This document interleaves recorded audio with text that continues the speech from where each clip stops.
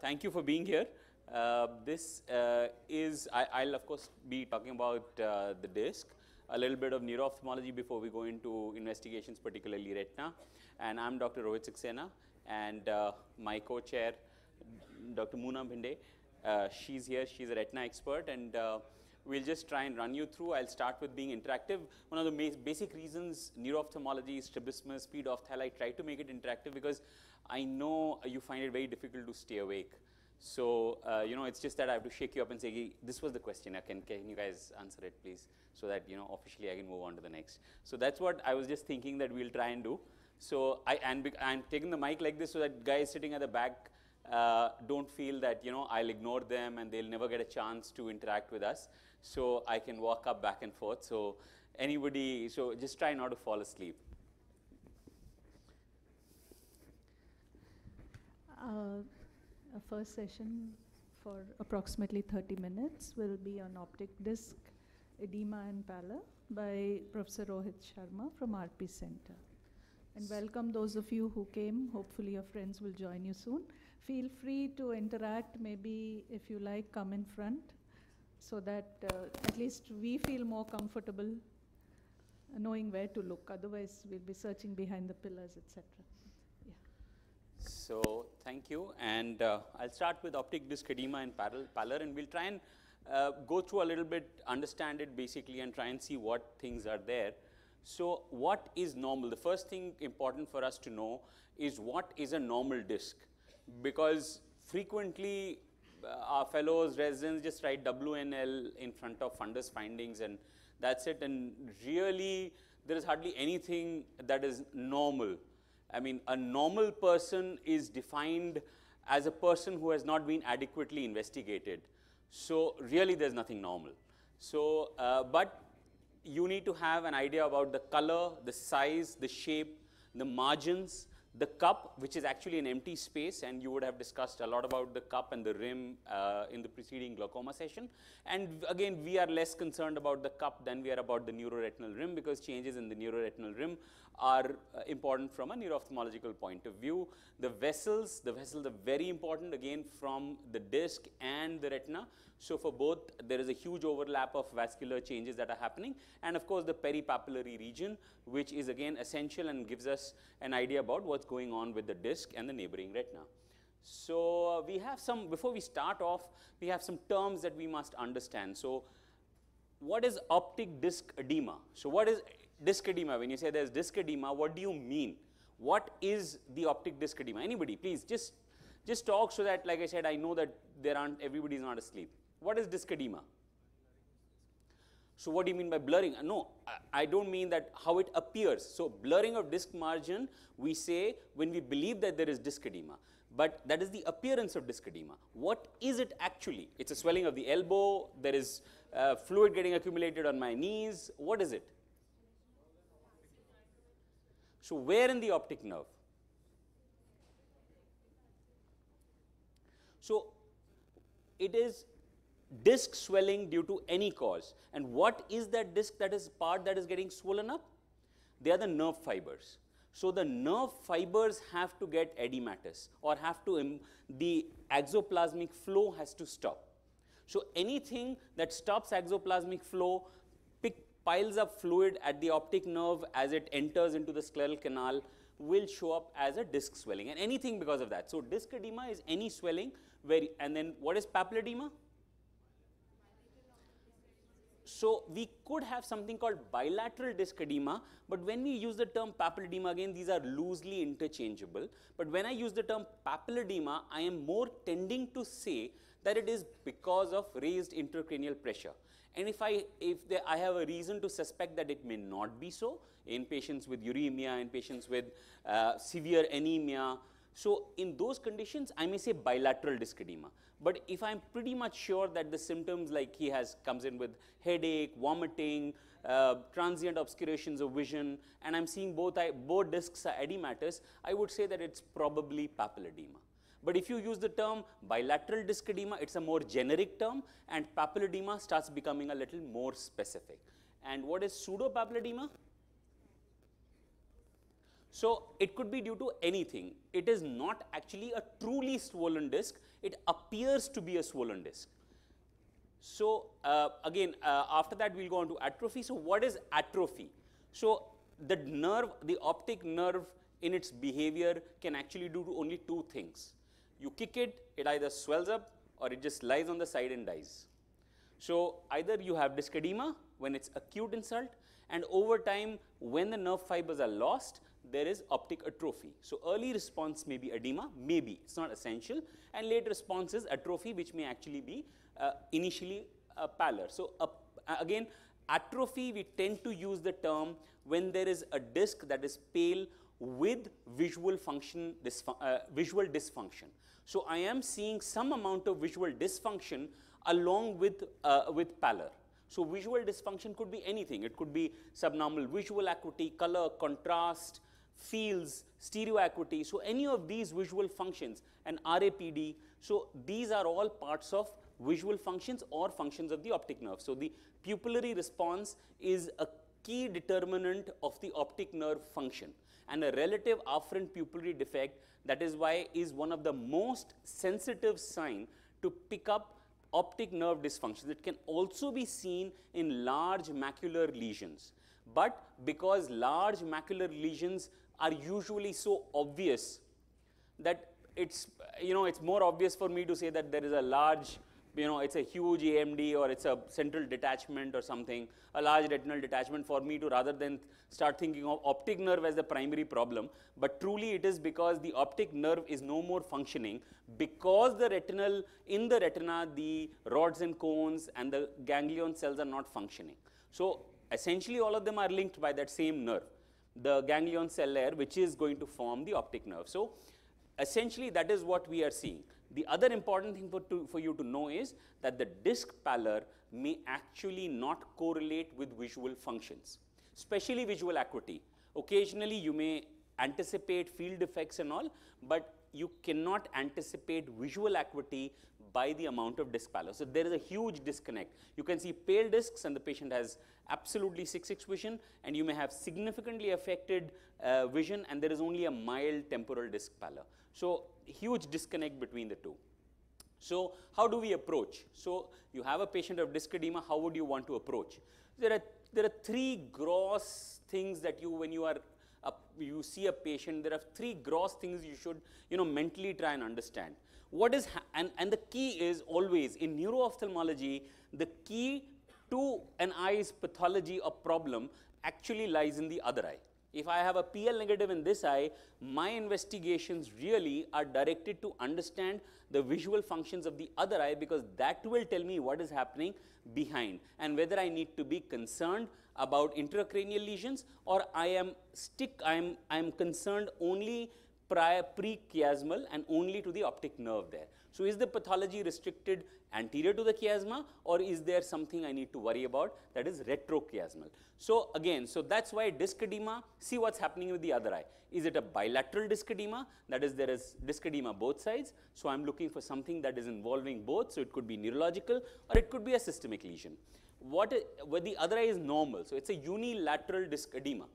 And third is the other eye is actually optic atrophy. A disc edema in one eye and an optic atrophy in the other eye is called what? So it's a Foster-Kennedy syndrome. And what is Foster-Kennedy syndrome actually giving us a likely feature of? Why frontal lobe lesions? Why not midbrain lesions? Why not occipital lobe lesions? Why frontal lobe? Sorry, come again?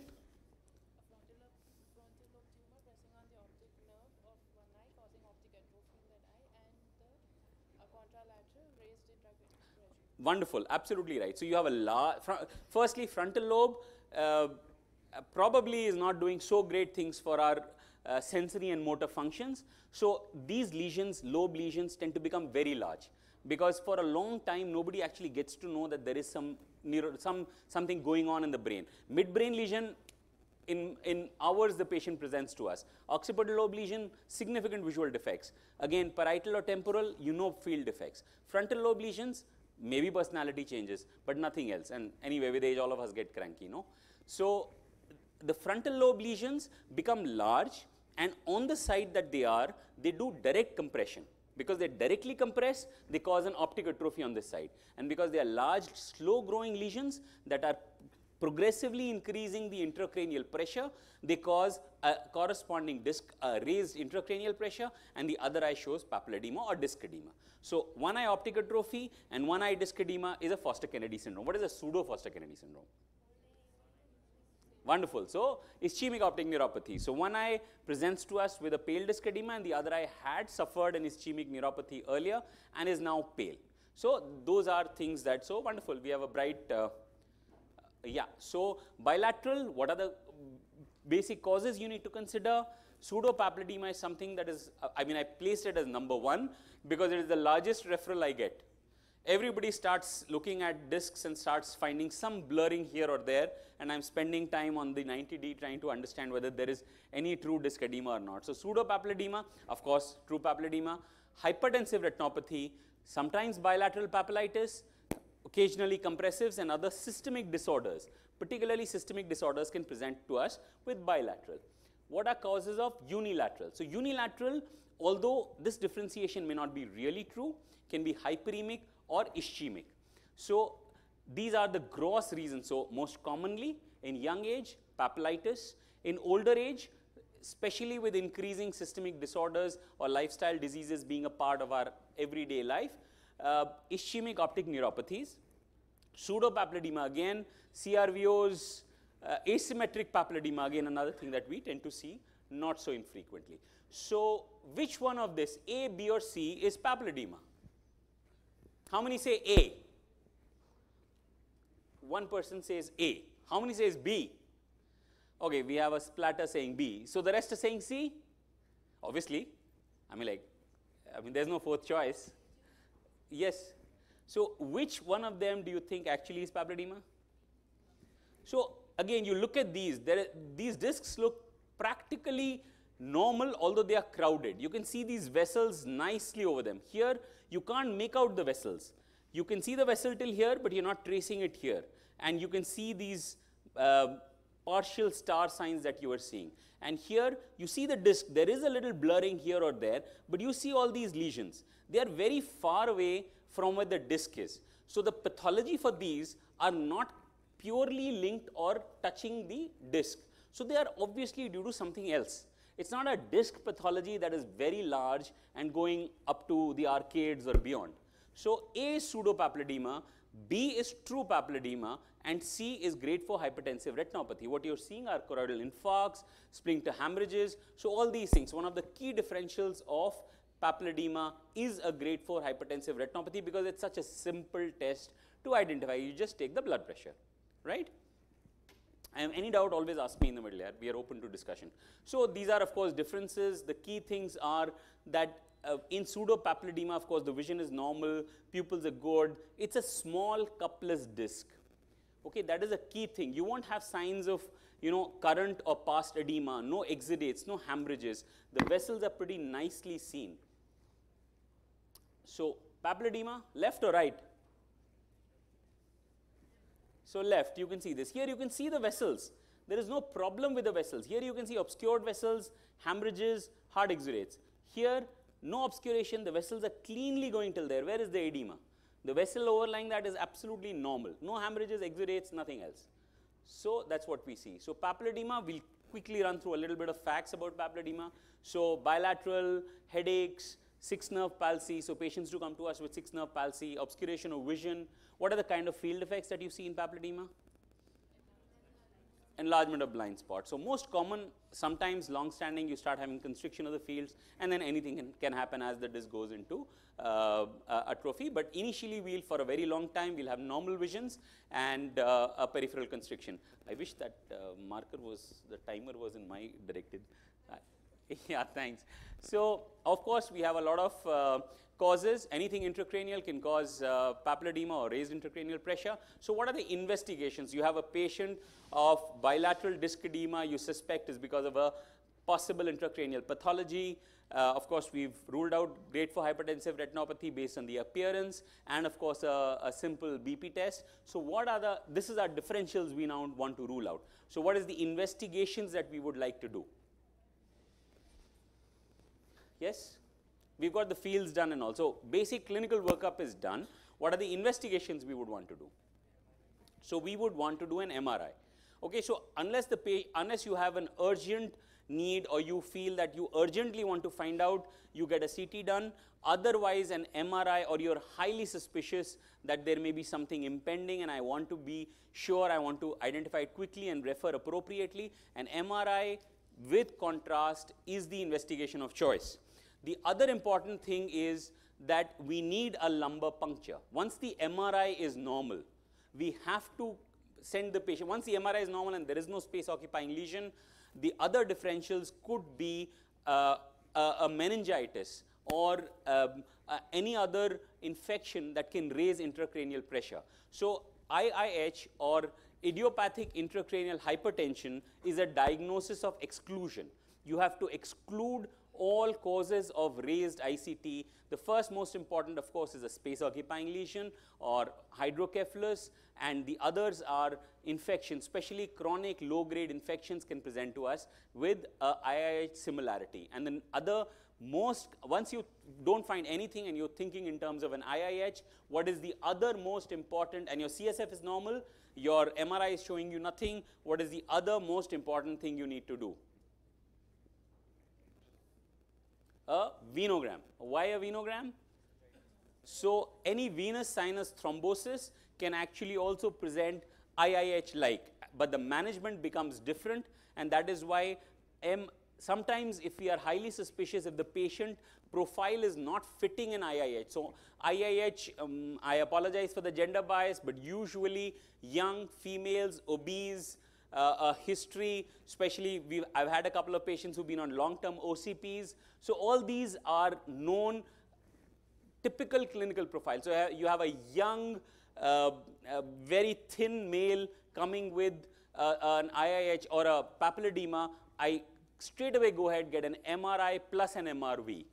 So MRI with contrast plus an MRV, because I'm pretty much sure that I'm not likely to get IIH as my primary diagnosis in this case. So like I said, neuroimaging to rule out a space occupying lesion.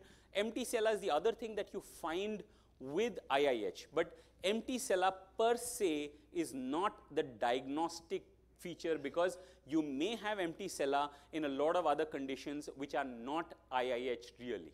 So we get actually this diagnosis becomes accidentally made because we see these blurred margins discs. We get an MRI done. The MRI comes back reported as by the radiologist as empty sella, query raised ICT, and the patient starts getting treated and everything. So that's the key thing, that empty sella may not be diagnostic, and of course MRI with MRV necessary to rule out occult venous sinus thrombosis, and CSF pressure and analysis is very, very important for diagnosis.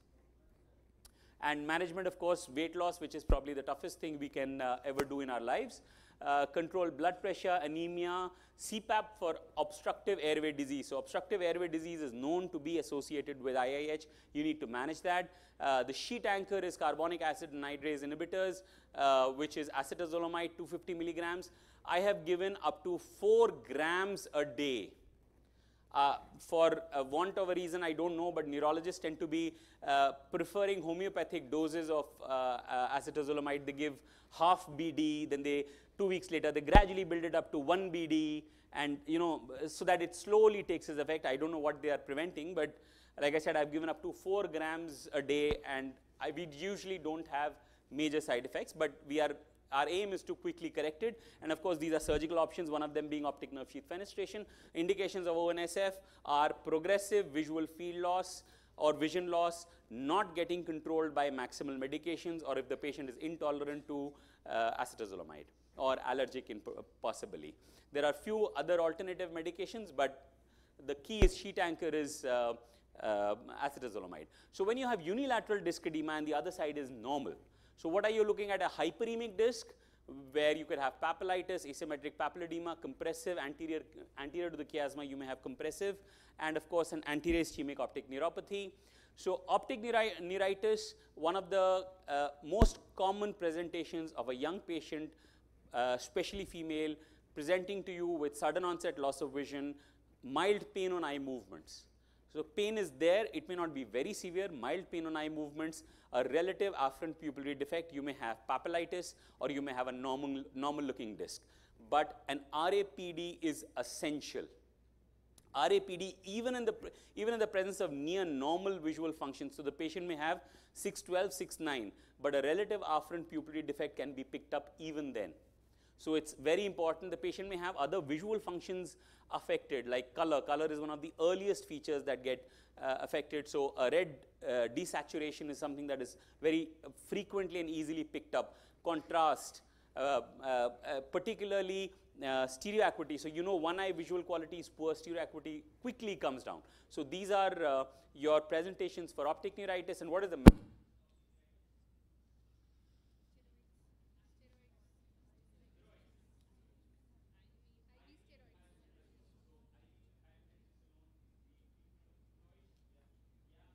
why not oral?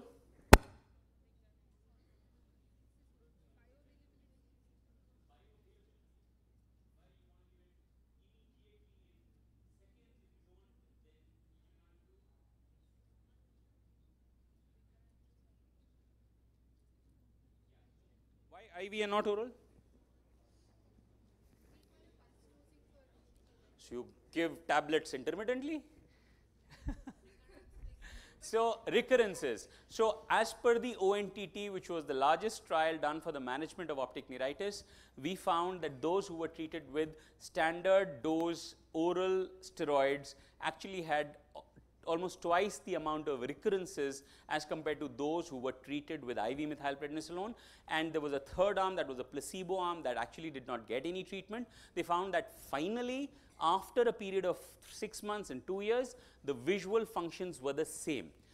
So steroids don't do anything but probably speed up the recovery. There was in the first 2 years a delay in the onset of multiple sclerosis, but over time it actually leveled off. So there's no real evidence that IV steroids would benefit that development of MS in any way. So the treatment of choice is IV methylprednisolone at high doses. Currently, the recently study has come which has actually compared oral high doses, but I'm sure eating 1 gram of equivalent prednisolone can be rather a pain. So as of now, IVMP remains the sheet anchor for treatment. And if the patient goes on to develop MS, then the role of interferons. You suspect multiple sclerosis, or you start worrying and discussing with the patient if you find plaques or demyelinating lesions on the MRI. So despite the cost, especially if the patient wants to know about future prognosis, or you are concerned that the patient may be of high risk of developing multiple sclerosis, you need to get an MRI done. And it will be an MRI, brain and orbits with contrast, with flare and fat suppression. So flare is good because what it does is it removes all the signals from the fluid, and in MS you have lesions just around the ventricles. So if you have a very bright signal, because the contrast will give you a very bright signal, or fluid gives you bright signals, you are not able to see it in contrast, and when you remove the fluid reflections, you can very nicely see the periventricular plaques that are there. So that's your that's what you advise. A pale disc edema most commonly is NAION, or a non-arteritic ischemic optic neuropathy, as compared to an arteritic. Thankfully, we don't tend to see so much arteritic, but an arteritic ischemic optic neuropathy is an emergency. And it's important, therefore, to differentiate. Like this is the classical altitudinal field effects that you'll see. You'll see blurring, especially sectoral or hemi disc is blurred, edematous, and a little bit of pallor is visible. So that's a classical appearance. Unfortunately, we still accidentally think of it as optic neuritis and start giving steroids, and more often than not, diabetes is actually the cause for the ischemic optic neuropathy, and the patient starts getting 200 and 300 blood sugar. So it's important to remember that it's extremely unlikely, never is never a possibility, but extremely unlikely that a patient in peri-50s is going to develop demyelinating optic neuritis as the first go. So the treatment of choice of demyelinating optic neuritis is steroids, IV steroids. For any other secondary to inflammation, edema, autoimmune diseases, is not IVMP. So that is why let's not get rushed into giving IVMP. Please make sure, particularly in elderly, just rule out the causes of any AION if it can be. So there are a lot of risk factors. Diabetes very common, hypertension, hyperlipidemia, sleep apnea, nocturnal hypertension, small discs, anemia, migraine, smoking of course is any disease known to man, and of course, so management. As of now, any AION really is an orphan disease. There's no clear treatment available. Our aim is to prevent involvement of the other eye, and for that we ask for avoiding the risk factors, controlling risk factors, because the other eye is known to get involved in 30% of cases within the next 5 years. No therapy is proven.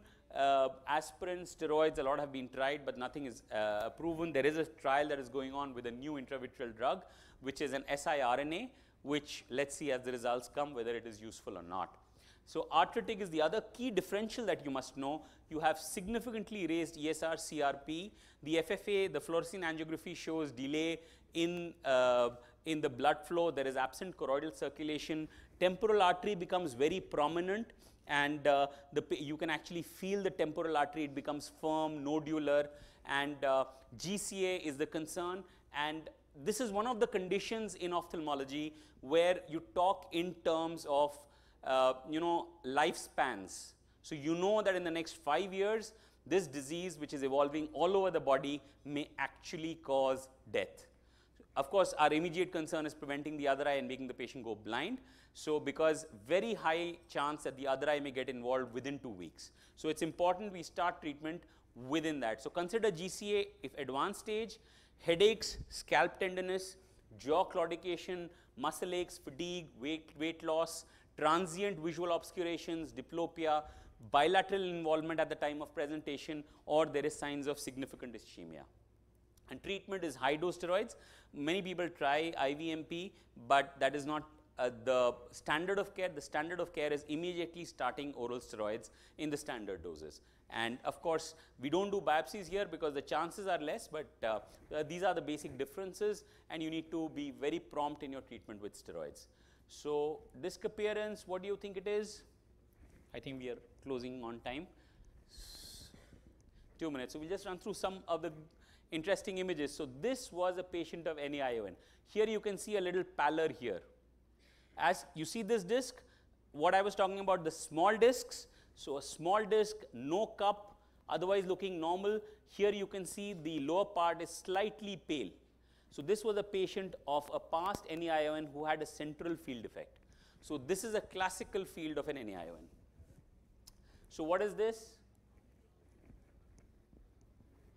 Myelinated nerve fiber. So you can see everything is obscured. Of course, to see edema, you must always see on 90D on a stereoscopic, but this is classical appearance of a myelinated nerve fibers. At the bottom, you can see papillitis. Again, you can see a little hyperemic, blurred margins, and of course, in presence of subnormal vision with afferent defect, you are pretty much sure. So what do you think this is? 40-year-old male, near vision difficulty, occasional headache. What do you think the disc is showing?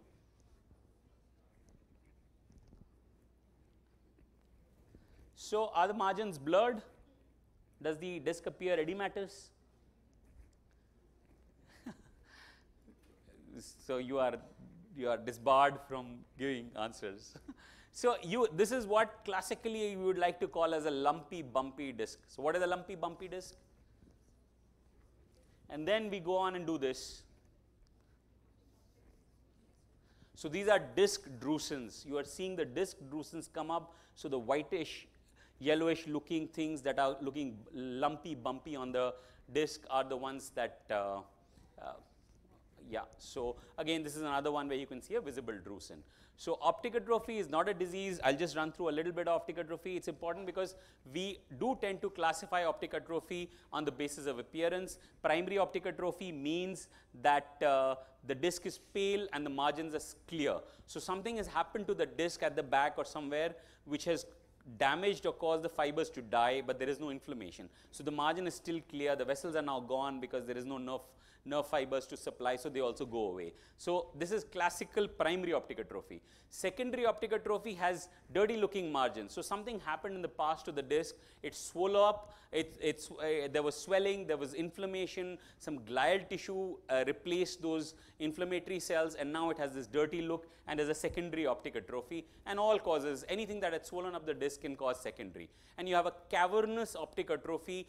The most likely cause is what we've been hearing all throughout the day, glaucoma, but there are other differentials. Many patients will present with an excavated disc, which may not be glaucoma only, and please don't go ahead and do a trap, which includes methyl alcohol toxicity, congenital anomalies, a space occupying lesion. So, so again, just a last case, patient presented subnormal vision both eyes. These are the appearance of the disc. Diagnosis, should we image? Should we image? If I ask you, that means we should, no? So this was a patient who presented to us with sudden loss of vision, bilateral. So again, I'm just leaving you with the thought of what is atypical optic neuritis. So we've discussed typical optic neuritis features. Anything that did not fit or does not fit in that typical criteria is atypical. And atypical means that it is extremely unlikely that it is going to be demyelinating, not that it can never be, but you need to look at other things, some of them being space occupying lesions. Typical optic neuritis means that it has presented to me with the typical features of optic neuritis. So it's very likely to be optic neuritis of demyelinating origin, but it is not essential. Sometimes we do get surprises. So it's important for you to understand what every term means so that you don't get confused. And again, just a last photograph of an optic nerve hypoplasia. So you can see the inferior hypoplasia. This is what is called the double ring sign. And that's of course demyelinating lesions. So sorry, myelinated nerve fibers. And fields are the key. Confrontation fields tell you a lot long before you need to wait for an actual fielding process to be done. So thank you very much, and we can take one or two questions if any, but I rarely get them actually in a neuro-ophthalm session.